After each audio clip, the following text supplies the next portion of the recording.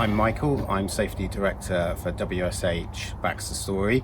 Motorcyclists account for just over 1% of UK road traffic and yet 20% of fatalities. Those are clearly shocking statistics. What do I do to manage the risk? I have reinforced boots, all the usual armour, the helmets of course, the gloves and all the rest of it.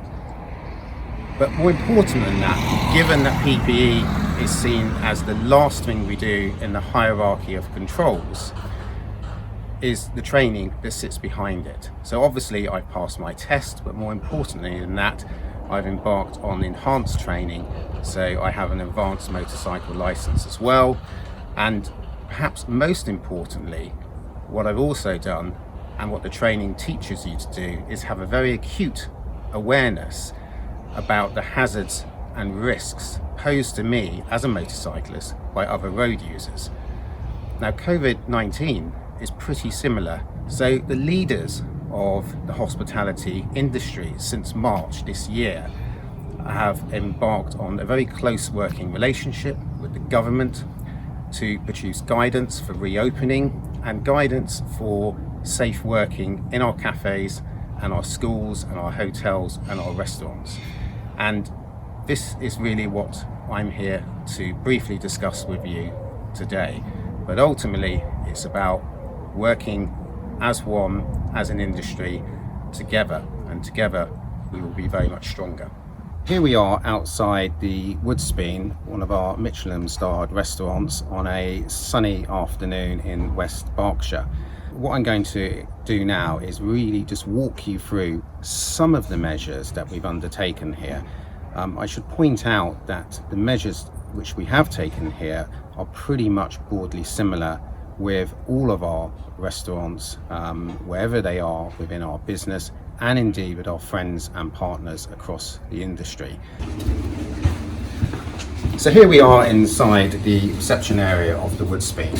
The first thing to say here is all of our guests book, majority of them, online or by telephone, and we take their contact details, their name and their contact number for the NHS track and trace in the event that there is a localised outbreak.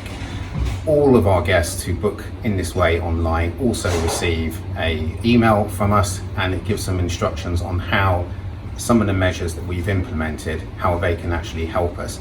And one of those at the moment would be their coats. So we do have a cloakroom here, but we ask our guests to keep their coats within their vehicles and not bring them in to the restaurant. Again, it's a very small measure, but it just lowers the risk a little bit. From here, we have a one-way system in place. So that's the entrance I've just walked in. The guests will be met and they will be taken directly to their table. I'll walk you through now and show you the internal restaurant and how we've laid out the tables. So here you can see we have a number of tables. All of them exceed the 1 metre plus rule. We're banking really on 2 metres within this restaurant just to make our guests feel a little bit safer while they're eating. As I say, we have something in the order of 4,000 covers and bookings for the month of August alone. So there's a lot of people which go through this restaurant. So this is our terrace. We have a number of tables and chairs out here, and as you know, eating outside and socialising outside is a lot safer than having to do it inside. We're out in the fresh air, the risk is very much reduced, and when we have weather like this, we will very much take advantage of it. So again, this also is part of the one-way system, so when guests within the restaurant finished and they leave, they would actually come out of here around the side of the building and back out to the car park and not through the way they actually came in. So you can see behind me the pass, and the trend very much continues within the kitchen. All of our chefs have the option of wearing masks, which you can see that they do. The numbers we have through this restaurant is really for their protection rather than customers' protection. But again, plant sanitation and high standards of personal hygiene are very much at the forefront of all of our operations during this pandemic. Our customers have the option of looking at our menus online before they come in. If they don't do that, when they do come in here, we have a system of QR coding. So each table will have a QR code, and they can scan their iPhone or their smartphone onto that QR coding, and it will give them the full menu.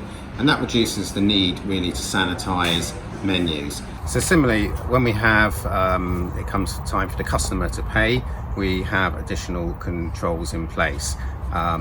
Gianluca, can you just explain to me what's changed in terms of customers paying? Of course, so every time that we bring the bill, we also offer some hand sanitizer on the table, so every guest can use it before leaving the establishment.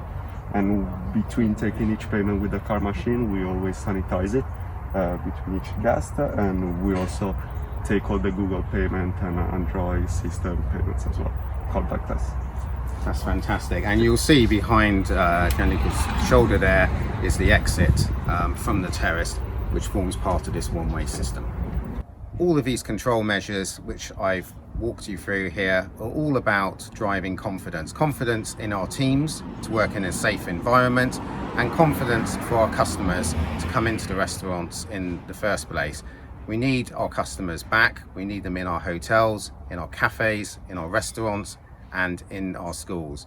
And by getting them back in, that is what will drive the jobs. That is what will drive our industry. And that is how we stay safe here. Thank you very much for listening.